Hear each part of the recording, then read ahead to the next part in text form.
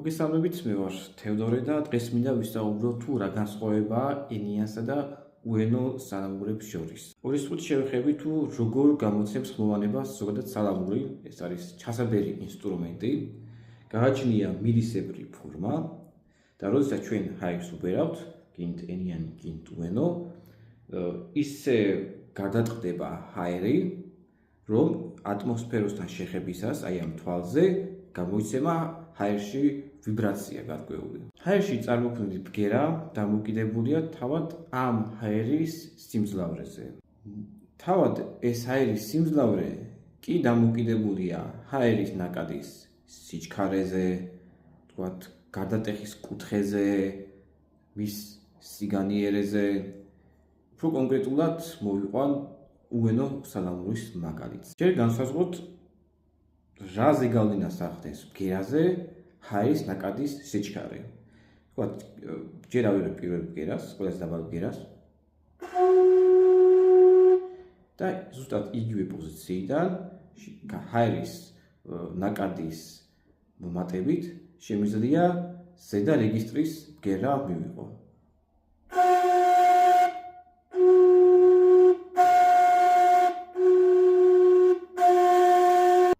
ასევე უენო სალამურზე გარდატეხის კუთხის შესვლით შემიძლია ბგერის სიხშირე ვცვალო.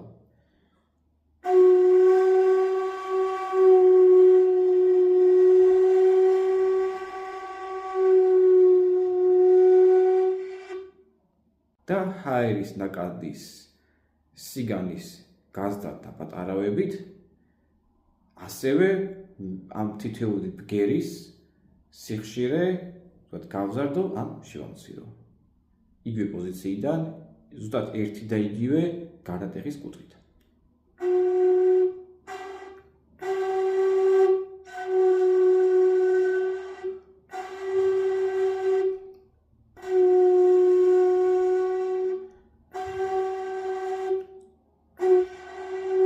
ეს ყოველივე უენო სალამურზე დამოკიდებულია ტუჩის ტექნიკაზე და თავად შემსრულებელზე. ანუ თითოეული ბგერის გაზრდა ან შემცირება გამოიწვიოს თავად შემსრულებელმა ტუჩის ტექნიკით. მაგალითად,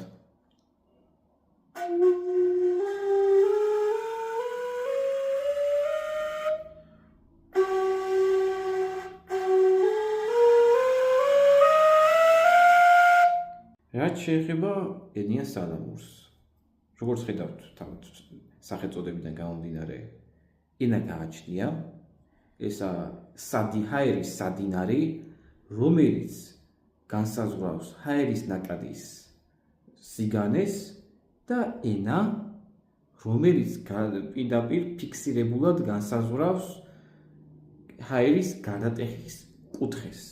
ამიტომაც ენიან სალამურზე უკვე აღარაა საჭირო ცალკე ტუჩის ტექნიკა და ჰაერის სიმძლავრე დამოკიდებულია მხოლოდ თავად ამ ჰაერის ნაკადის სიჩქარეზე.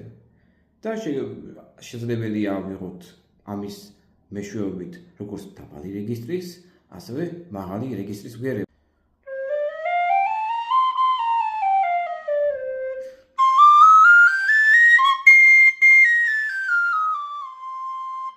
ჰაერის სიჩქარის კონტროლიდან გამომდინარე, ასევე შეგვიძლია როგორც უენო სალამურზე, როგორც დაბალი, ასევე მაღალი რეგისტრის ბგერები ავიღოთ.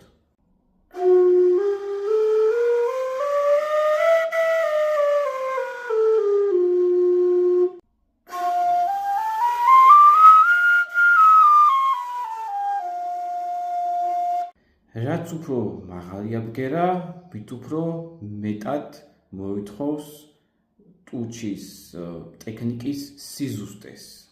აქედან გამომდინარე, მაღალ რეგისტრში შესრულება მელოდიების შედარებით რთულია უენო სალამურზე. ზუსტად ამ მიზეზით დღემდე შემორჩენილ საარქივო ჩანაწერებში მელოდიები უენო სალამურზე ძირითადად შესრულებულია დაბალ რეგისტრში. მაგალითად, როგორებიც იყვნენ ფირუზ ალიაშვილი, შალვა მირიანაშვილი და სხვა. ამასთანავე გვხვდება მაღალ რეგისტრში შესრულებული მელოდიებიც, მაგალითად, ივანე რაიბულის ჩანაწერებში, ჯერჯერობით მის ორ ჩანაწერზე მაქვს ცდომა, შესრულებულია მაღალ რეგისტრში ეს მელოდიები. მაგრამ ეს შესრულებაც თავისებურად უნიკალური არის. უფრო კონკრეტულად, მის მიერ შესრულებულ მელოდიებში თითოეულ ბგერაზე ისმის როგორც მაღალი რეგისტრის, ასევე დაბალი რეგისტრის ბგერები ერთდროულად. რისი გაკეთებაც ენიან სალამურზე შეუძლებელია. ასევე მსგავსი ტექნიკით ასრულებდნენ თიანეთელი შალვა ჯავახიშვილი, ასევე ლაგოდეხში წყემსი გიორგი მენთეშაშვილი. უფრო კონკრეტულად რო აგიხსნათ. აი რამდენიმე ბგერას ავიღებ მაღალ და დაბალ რეგისტრში და ჩემი აღწერილი ტექნიკით.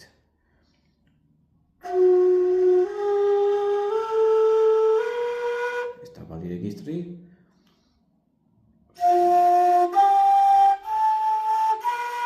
ეს მაღალი რეგისტრი.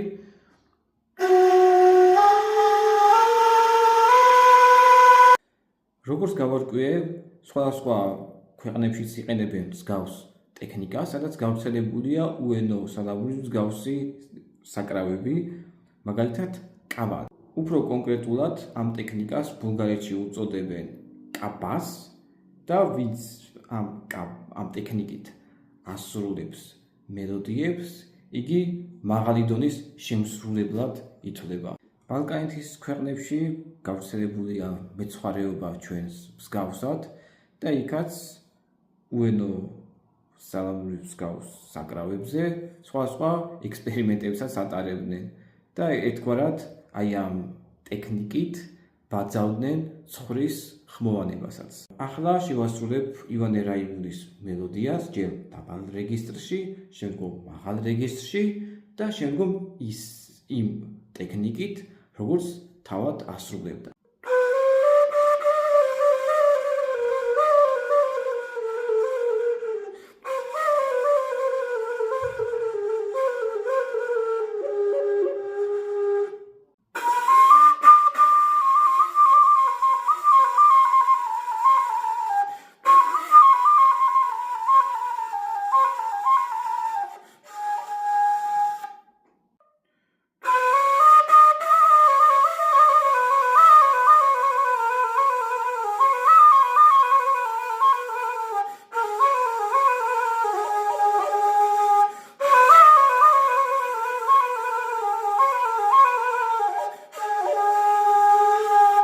შედეგების დაგვარად ვეცადე ეს განსხვავებები წარმოგვეჩინა თქვენთვის. ჯერ კიდევ შევისწავლი ამ საკითხს და ამ კონკრეტულ ტექნიკას, ეს ჩემთვის ერთგვარი აღმოჩენა იყო და ვფიქრობ, სამომავლოდ უფრო სიღრმისეულ კვლევა, ძიებას და შესწავლას საჭიროებს. მადლობა ყურადღებისთვის.